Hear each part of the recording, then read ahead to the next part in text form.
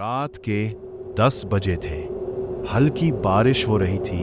4 दोस्त अजय, रिया, अंजलि और अभय एक सुनसान रास्ते पर खड़े थे। अजय और रिया एडवेंचर के लिए बहुत एक्साइटेड थे। उन्हें नई नई जगह एक्सप्लोर करना पसंद था, लेकिन अंजलि और अभय को ये जगह बिल्कुल ठीक नहीं लग रही थी। उन्हें अजीब सा डर महसूस हो रहा था। थोड़ी दूर पर एक पुराना बंगलो दिखाई देता है। टूटी हुई खिड़कियां, जंग लगा हुआ गेट और चारों तरफ सन्नाटा। अजय मुस्कुराते हुए कहता है, यही है, चलो अंदर चलते हैं। अंजलि मना करती है, नहीं अजय, हमें यहां नहीं जाना चाहिए। लेकिन अजय गेट को धक्का देता है और गेट अपने आप खुल जाता है। अंदर से ठंडी हवा आती है और एक धीमी आवाज सुनाई देती है, वापस जाओ। सब एक पल के लिए रुक जाते हैं, फिर भी वे अंदर चले जाते हैं। अंदर बहुत अंधेरा होता है। दीवारों पर पुरानी तस्वीरें लगी होती हैं। रिया वीडियो रिकॉर्ड कर रही होती है।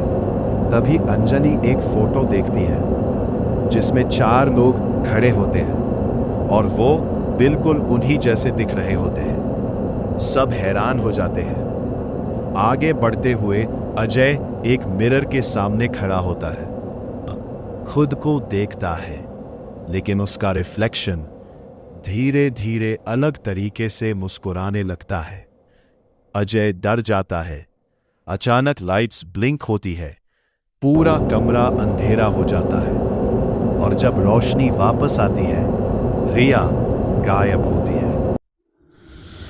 रिया के गायब होते ही सब डर जाते हैं।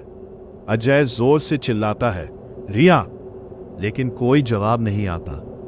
घर के अंदर अजीब आवाजें गूंजने लगती हैं, जैसे कोई उन्हें देख रहा हो।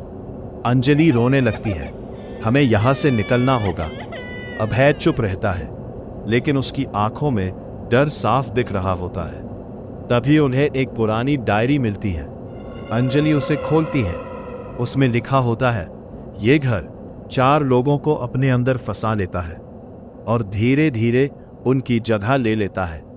ये पढ़कर तीनों शॉक हो जाते हैं। अभय धीरे से कहता है, मतलब हम अगली बारी है।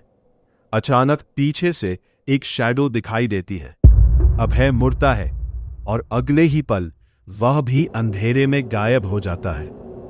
अब सिर्फ अजय और अंजलि बचते हैं। दोनों बहुत डर जाते हैं। वे बाहर जाने की कोशिश करते हैं, लेकिन दरवाजे अपने आप बंद हो जाते हैं। दीवारों से आवाज आती है, अब तुम भी यही रहोगे। अंजलि रोते हुए कहती है, हम नहीं बचेंगे। अजय हिम्मत करके चिल्लाता है, हमें जाने दो। अचानक दरवाजा अपने आप खुल जाता।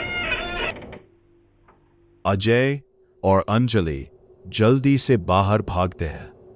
वे बंगलो से बाहर निकल आते हैं। बारिश रुक चुकी होती है और सुबह की हल्की रोशनी फैल रही होती है।